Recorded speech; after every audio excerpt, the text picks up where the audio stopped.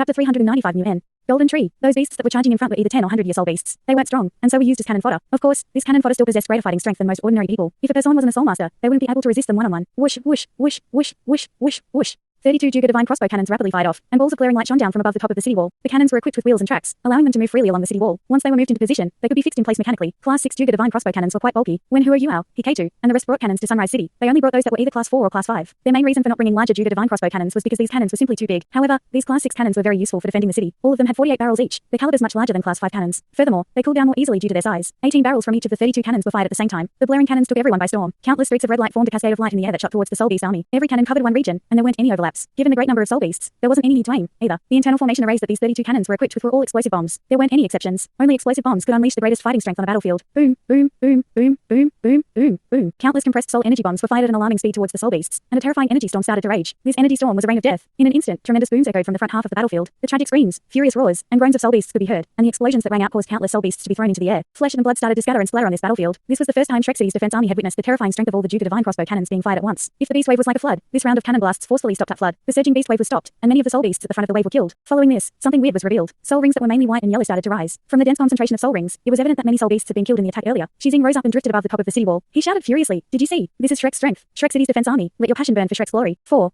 Shrek, we have to fight until all of us are dead. We must use up every drop of blood in our bodies. Get ready to fire the second round of the Duga Divine crossbow cannons. Some of those whose morale was low were inspired after the first round of the Duga Divine crossbow cannons were fired. As they saw the huge number of soul rings rising, their confidence was boosted once again. Yes, Shrek couldn't be defeated so easily. Shrek Academy was the #1 academy in the world. The members of the first generation of Shrek's 7 monsters were also believed to have become gods. So what if they were facing a beast wave from the Great Stardow Forest? Shrek wouldn't be defeated, and all of them were going to fight for Shrek's glory. Kill, kill, kill. Whoosh, whoosh, whoosh, whoosh, whoosh, whoosh. The cannons fired a second round. Again, several hundred explosive bombs rained down on the soul beasts. Humans had been researching soul beasts ever since soul masters had existed. However, how much did soul beasts know about humans? Almost everyone who went into the Great Stardow Forest to hunt and kill soul beasts was a highly skilled soul master. Soul engineers' requirements for soul rings were lower. This was why soul beasts believed that soul masters were stronger. They were in the Great Stardow Forest. Whether it was the Starluo or Heavenly Soul Empire, they had never used extensive numbers of soul tools against soul beasts before. That was why the front half of the soul beasts were either greatly hurt or killed 3 kilometers away when the first round of cannons was fired off. Not only was the soul beast army stunned, but their commanders were also shocked. What soul skill is this? How is it so strong? How is it able to cover such a huge area and produce such terrifying strength? Even a titled Billo can't do this. Only a transcendent Billo might be able to. However, these soul beasts would have felt it if this were the work of a transcendent Billo. There weren't any soul power undulations coming from a transcendent Billo, apart from Elder Sun and Ditian, who were fighting in the sky. Just as the soul beasts were still confused and astonished, the cannons were fired for the second time. Boom, boom, boom, boom, boom, boom, boom, boom. Terrifying explosions rocked the earth again, and tremendous booms echoed across the entire battlefield. Those 10-year and 100-year soul beasts couldn't possibly survive against Class 6 explosive bombs. Even 1,000-year soul beasts couldn't escape when they faced multiple bombs at the same time. Suddenly, the front of the soul beast army was cut down like wheat. Countless soul rings shone and rose up once again. On the top of the city wall, cheers began to erupt. The soul beast army could be defeated. The strength of a Duga Divine crossbow cannon was that it took a very short time to fire because of its mechanical parts. This was especially true when they were used to fire stationary soul cannon shells. There was only one problem with a Duga Divine crossbow cannon: its vulnerability to high temperatures. A Duga Divine crossbow cannon needed to cool down for 1 to 3 minutes before it could be used to fire again. If it was fired before it cooled down, its lifespan would fall. As a result, Shizing decided to slow the firing of these cannons after the first round. In the past 10 years, Shrek's development in soul tools had been quite significant. This was especially true after Sun Ziwei came to the Tang sect. The completion of the Duga Divine crossbow cannons, as well as other soul tools that contributed to the defense of the city, made Shrek City seem even more impregnable. However, a jade green figure from the soul beast army rose into the sky just as everyone from Shrek Academy was burning with passion, and their fighting war was at its highest. As she rose into the sky, layers of jade green ripples started to spread out and engulf the entire beast wave. Not only were there many dead soul beasts, but there were also countless injured soul beasts. Under the illumination of this jade green light, the injuries of the hurt soul beasts started to heal at an amazing rate. More interestingly, the soul rings that had risen started to melt amidst this jade green light, which made it even more glaring. Very soon, those injured soul beasts that were lying on the ground started to crawl up, and they roared out once again. Humans, you have researched all types of destructive weapons such as this. One day, you are going to use them on soul beasts. Originally, I didn't support starting this beast wave. However, I have to agree that humans are threatening the survival of soul beasts. We'll do our best in this holy war. The flying jade green figure was clearer to see. She was a human form soul beast, and a ravishing beauty. Her jade green hair flowed down behind her back, and her eyes were jade green, too. Her figure was slender, and her light green dress outlined it perfectly. Her snowy white and slender arms were exposed. The strangest thing was that she had a pair of wings behind her, which seemed to be sculpted from gems. This pair of wings was jade green, and every feather looked extremely dazzling. The bright green wings were filled with a captivating aura of life, and made her look like a natural goddess. The look in Elder Song's eyes turned sharp, and she pointed her toes to the ground, her figure rising to the top of the city wall. She drifted there in midair, and an intense layer of green light shone from her. Behind her, a projection flashed into existence, revealing a pale eagle entirely engulfed in green light. It was Elder Song's martial soul, a green shadow godly eagle. It was a top-ranked beast soul of the wind element, and a top-ranked agility type martial soul. Elder Song rose into the sky and faced the ravishing lady directly. She asked, "Are you Bai Ji, the Emerald Swan?" This lady didn't look at Elder Song, but at all the casualties from the soul beast army. Her eyes were filled with compassion. "That's right, I'm Bai Ji."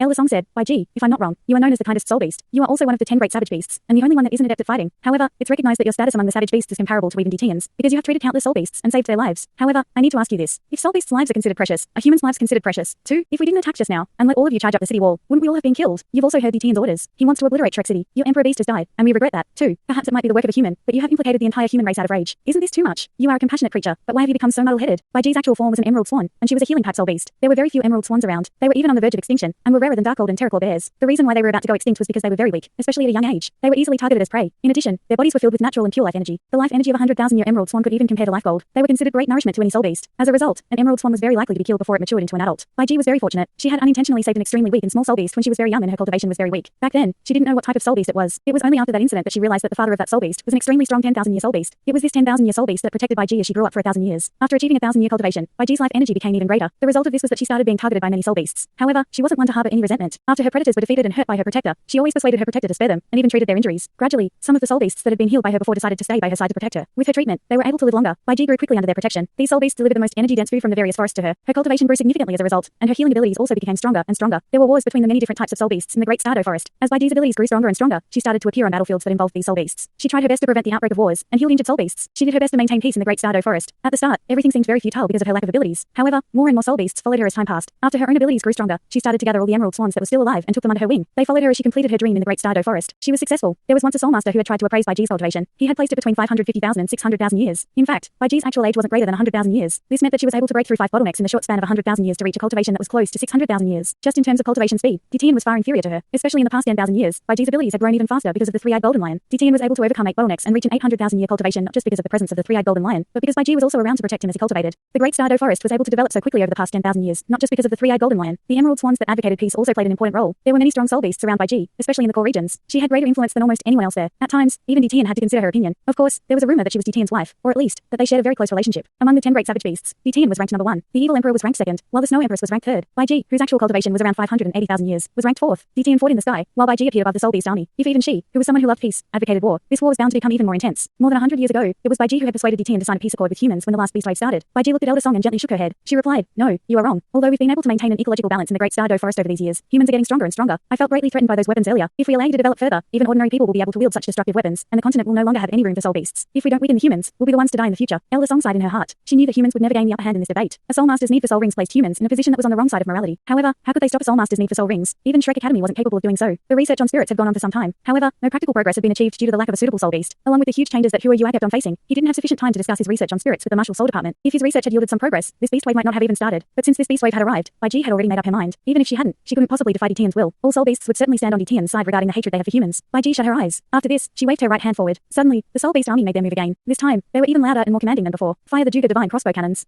Shi Xing gestured with force, and the cannons were once again fired towards the soul beast army. However, Bai Ji acted at this moment. She pushed her thin palm forward, and her wings extended completely. In addition, they were enlarging quickly, and the jade green projection expanded until it was boundless. She fluttered her wings forward and made an embracing gesture, protecting the soul beasts that were in front. Brooms started to reverberate, but all the bombs were blocked by her wings. They only caused patches of jade green light to ripple, but no explosive force was able to penetrate through Bai Ji's wings. Bai Ji wasn't adept at fighting, but her presence was equivalent to the 7 treasures blazed sect. Whether it was in terms of auxiliary or healing abilities, she was extremely strong. She brushed her wings forward, and they changed into countless streaks of jade green light. When they landed on the soul beasts, every charging soul beast was covered by a layer of jade green light. Their life energy was greatly enhanced, and all of them appeared to be very vibrant. Just like that, Bai Ji managed to provide auxiliary support to more than 3,000 soul beasts. This emerald swan who was ranked 4th among the 10 great savage beasts had revealed her strong abilities. She couldn't directly participate in a fight, but the abilities that she revealed on a battlefield were even more terrifying than her direct participation in a fight could be. Elder Song looked quite dismal, and green light started to shine brightly from her body. She knew that she needed to restrain Bai Ji. Otherwise, Bai Ji could provide the best logistical help to the soul beast army if she was allowed to unleash her full abilities. In addition, she was able to greatly boost the morale of all the soul beasts. Elder Song immediately charged into the sky. 2 yellow, 2 purple, and 5 black soul rings rose, and her 7th black soul ring shone extremely brightly. In the next moment, a hawk appeared in midair. It had wings more than 6 meters across, and it released green light from its body. It was Elder Song's martial soul true body, the green shadow godly hawk. As her figure flashed forwards, an extra streak of green light appeared in the sky. This streak of green light was too quick. Even using instant teleportation wouldn't yield such a speed. In the blink of an eye, she was in front of Bai Ji. A pair of sharp hawk claws extended towards Bai Ji's arms. Bai Ji was shocked by Elder Song's speed, but she didn't panic. A layer of jade green light spread from her body. When Elder Song clawed at her, she felt as if she had grabbed the thick skin of a bull. She was able to pierce Bai Ji's arms slightly, but her claws were immediately deflected away, courting death.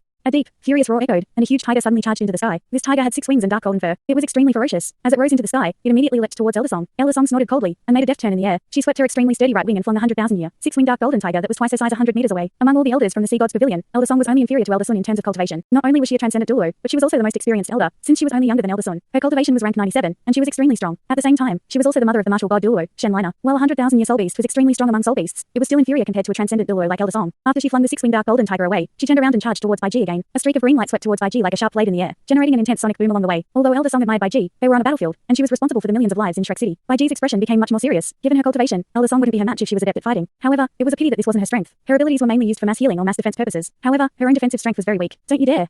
A roar echoed in the sky. Following that, a streak of purple light appeared in the sky like a long whip, and blocked the green blade that Elder Song had turned into. When the purple and green lights contacted each other, Elder Song immediately felt that something was wrong. It felt like the majestic and boundless aura from the purple light was about to devour her. Fortunately, it was her. When they collided, she suddenly twisted her body before shifting laterally at her highest speed, avoiding a direct clash with that purple light. Even so, her green shadow godly hawk made a few rolls and turns in the air before she managed to stabilize herself. However, Elder Song didn't stop pestering Bai Ji. As her figure flashed away, she reappeared on the other side of Bai Ji. Countless streaks of feather-shaped green light reached toward Bai Ji. That purple light that came from the sky was undoubtedly unleashed by Ditian. He was the only one that was able to make her cut such a sorry figure. Not only was Elder Song in a sorry state, but the victor of the fighting Midair seemed to have been decided just as Ditian unleashed this strike. As a groan sounded, the huge tatty godly bull fell from the sky. Its body was surrounded by purplish lightning. On his forehead, there was a pitch black light surrounded by purple light. His eyes were also stained purple. Elder Sun. All the elders from the Sea God's Pavilion were frantic. Yan Shaosh leapt up to catch Elder Sun. However, Ditian opened his dragon wings in midair, and his body shrank until his wings were only 10 meters long. He turned into a deep purplish meteor and pursued Elder Sun. It was obvious that he was after Elder Sun's life. While everyone from Shrek Academy knew that Elder Sun wasn't Ditian's match, they hadn't expected him to only last for such a short time. Just as the Soul Beast army arrived beneath the city, Elder Sun had already been defeated by Ditian. No matter how strong the Shrek City defense army was, they couldn't possibly resist an attack from the #1 savage beast in the world. Everyone's heart sank. In a war in the Dulo continent, the situation couldn't be controlled if the abilities of two top-ranked individuals were too far apart from each other. Soul Beasts weren't humans, and thus they naturally didn't follow the rule that a titled Dulo couldn't directly participate in a war. Ditian didn't care about that rule at all. If he was given the liberty to do anything he wanted, he could quickly obliterate Shrek City on his own. At that critical moment, an elderly sounding voice suddenly resonated out. Ditian, don't go overboard. A beam of golden light rose from the east of Shrek City. As this beam of golden light shot into the sky, it gradually grew in size and quickly turned into a huge, golden dragon. It first grabbed Elder Sun's body before dispelling the purplish black ball in his forehead. After this, it turned around, and a huge dragon tail swept out and clashed against Ditian. It was in hot pursuit of Elder Sun. Instantly, the earth turned golden, and the sky turned extremely dark and gloomy. A terrifying aura spread and filled the entire battlefield. All the humans and soul beasts stopped at this moment, and turned their attention towards the sky. The gold and black lights were divided into two layers, and they were even balanced out in the air as they were released. Both of the huge dragons also retreated at the same time. Dragon God Dulo Mu-En, you aren't dead? Ditian sounded astonished. His mighty aura seemed to be slightly curved too. Ditian, I'll protect Shrek even if I'm dead. Shrek can't be treated with disrespect. Don't forget, all 7 members of the first generation of Shrek's 7 monsters have become gods. How dare you be so brazen as to lead a beast wave to attack Shrek City? Aren't you afraid of incurring the wrath of heaven? At your cultivation, you should know that the realm of gods is real. The elderly sounding voice appeared to be slightly angry. The godly Tatty Bull also finally managed to stabilize himself. Elder Sun's body was covered in wounds, but they were quickly healing under the protection of the golden dragon. Hey, so you really are dead. You just used a special method to preserve a part of your spirit and powers. Mu-En, you couldn't think of stopping me even if you were alive. So what if the realm of gods exists? Are they going to interfere in the affairs of the continent? I've no intention of becoming a god, either. What's there to be scared of? I'll destroy your spirit to avenge the three-eyed golden lion. As he spoke, Ditian looked into the sky and roared. His black scales started to shine with purple light. Sun Zi, Tatty. Elder Mu's voice was very stern. His appearance also caused Shrek City to be engulfed in a layer of gentle, golden light. Teacher. Yan Shaosh was tearing up uncontrollably at this moment. He kneeled down in the air. All the elders from the Sea God's Pavilion all bowed slightly. They greeted the dragon god Dulo, who still continued to protect Shrek after he was dead. Yes, Elder Mu wasn't completely dead. What Elder Sun had secretly told Huo Yue to help him out of his misery was true. Elder Mu was physically dead, but he was an ultimate Dulo. All the previous ultimate Dulo were able to hide their soul power and part of their spirits in the golden tree, and lived along with the golden tree. Given the cultivation of an ultimate Dulo, he could at least remain in the golden tree for 100 years before he was absorbed by the golden tree and became nutrients for it. Not all ultimate Dulo chose to do so. After all, one spirit wouldn't be able to reincarnate if he did this. He would eventually become a part of the golden tree. However, Elder Mu chose this path with no future. He had sensed that Shrek was about to face a huge catastrophe in the next century. Initially, he felt that he had to protect Shrek because of Yu Shishui.